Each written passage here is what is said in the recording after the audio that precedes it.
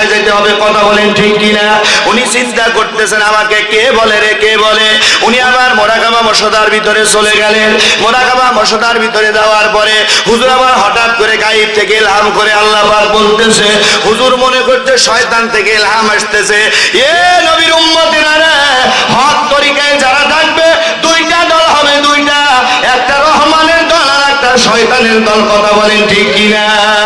এ নবীর উম্মতেরা রে, দুইটা দল থাকবে, একটা রহমানের দল, একটা শয়তানের দল। আমি আমার আব্বা হুজুরকে প্রশ্ন করছিলাম, আব্বা বন্ড তরিকায় যারা আছে এরাও তো তাওয়াজ্জুহ ভয়েস পায়, এদের কলবটাও তো চলে। আমার আব্বা হুজুর বলেছিল, বাবা এটা অন্য কিছু নয়, নাই আল্লাহর ফয়াজ পাবে নাই শয়তানের ফয়াজ হবে, কথা কয় না ঠিক কিনা? এ নবীর উম্মতেরা রে, লক্ষ্য করে বোঝার চেষ্টা করুন। আল্লাহর ওলি হযরতে বাইজিদ বোস্তামি উনি টেনশন করতেছে। উনি সুন্দর করে আবার দ্বিতীয়বার মুরাকাবা মশদার ভিতরে যাওয়ার পরে আল্লাহর ওলিকে আল্লাহ তাবারক তাআলা ডাকতে বলতেছে, বন্ধুরে টেনশন করো না, টেনশন করো না, আমি আল্লাহ রাব্বুল আলামিন বলে দিচ্ছি, মাথার পাগড়ি এবং পরনের জুব্বা খুলে দাড়িটা বেঁধে নিয়ে সুন্দর করে ওই কালী মন্দিরে চলে যাও। সরে বলা যাবে কি মারহাবা? আল্লাহর ওলি বাইজিদ বোস্তামি সুন্দর করে বাড়িতে আসলেন, স্ত্রীকে ডাক দিলেন, পানের বিবিরে আমি আর দেরি করব না, আমি চলে যাব অমুক গির্জার ভিতরে।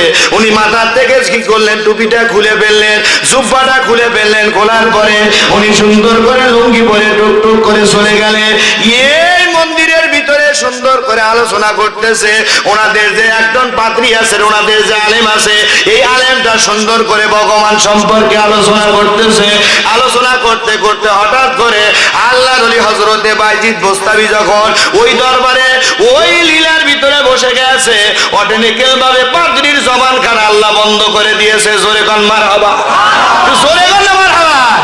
এ নবীর উম্মতেরা রে, পাদ্রী বারবার চেষ্টা করে, পাদ্রী বারবার চেষ্টা করে কথা বলার জন্য, জবান বন্ধ করে দিয়েছে কে?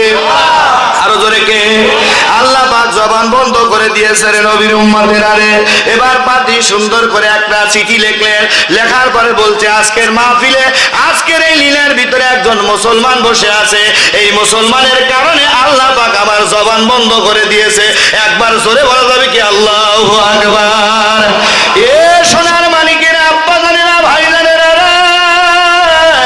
এবার সমস্ত নেতাকে তার তো অভাব নাই, কথা কয় না ঠিক কিনা? একজন কয় আল্লাহ কাটবে, একজন কয় ফাঁসির ঝুলাবো, আর একজন কয় ঘুষি দেবো, আর একজন কয় চাকু মারবো।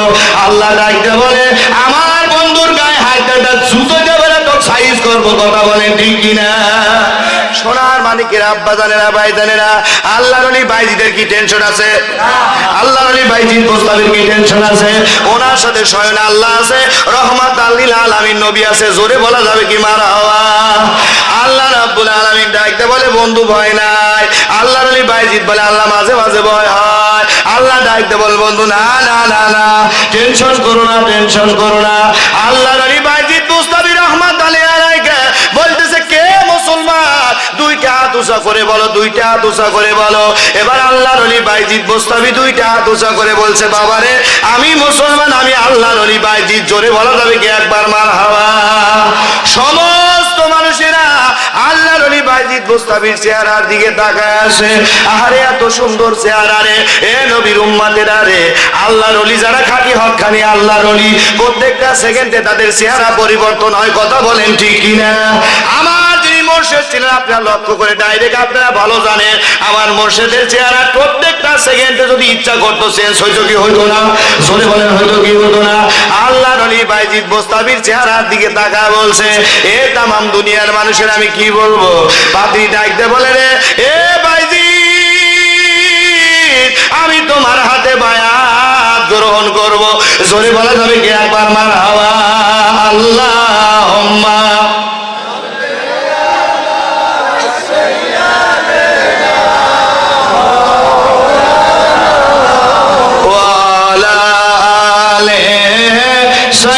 সাইয়্যিদিনা মা কোন একদিন এদেশের আকাশে কালিমার পতাকা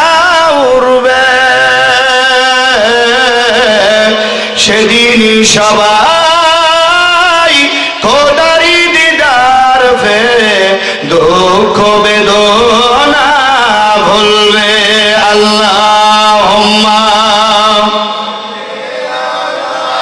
সাইয়্যিদিনা মাওলানা মুহাম্মদ আলা আলে সাইয়্যিদিনা।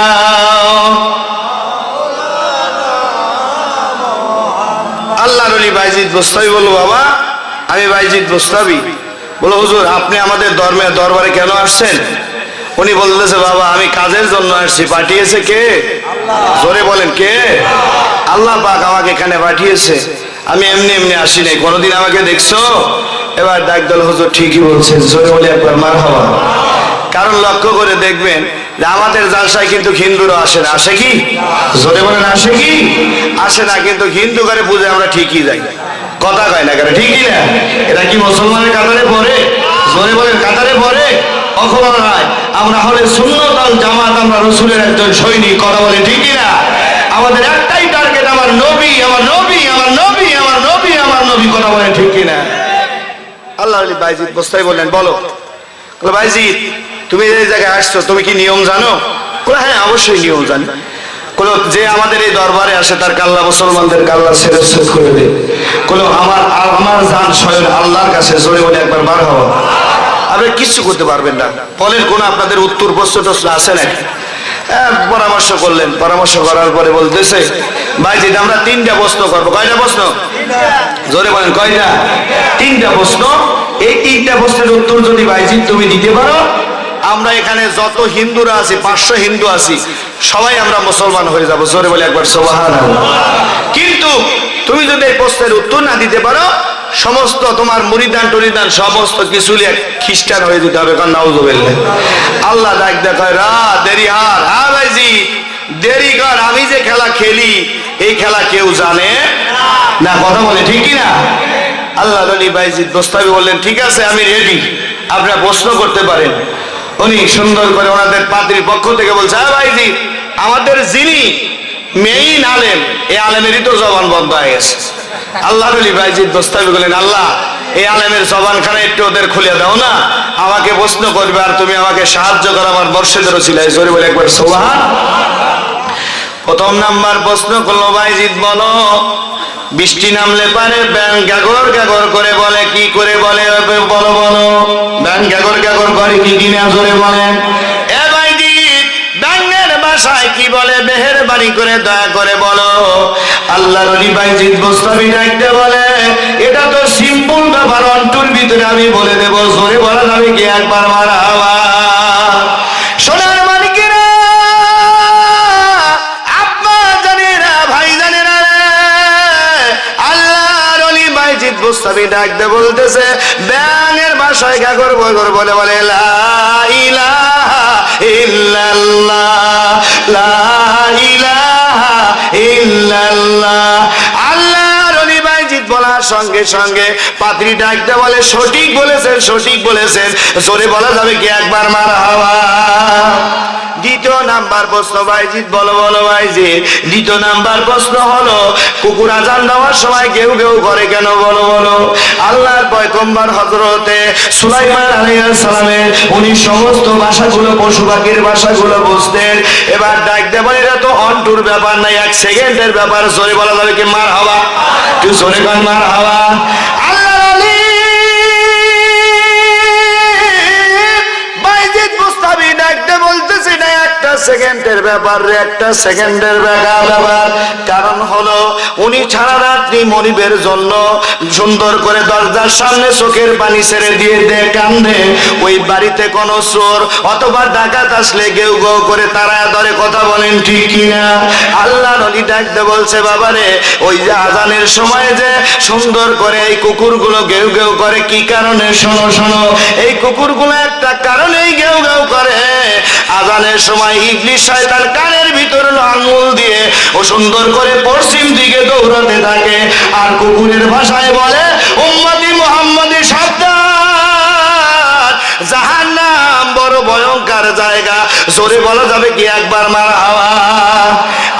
আলী বাইজিদ বোস্তাবি জবাব দেওয়ার পরে বলতেছে, ও বাইজিদ দ্বিতীয় নাম্বার প্রশ্নের জবাব লাগবে না, আমরা 400 মানুষ একসাথে মুসলমান হয়ে গেলাম, জোরে বলা যাবে কি একবার মারহাবা?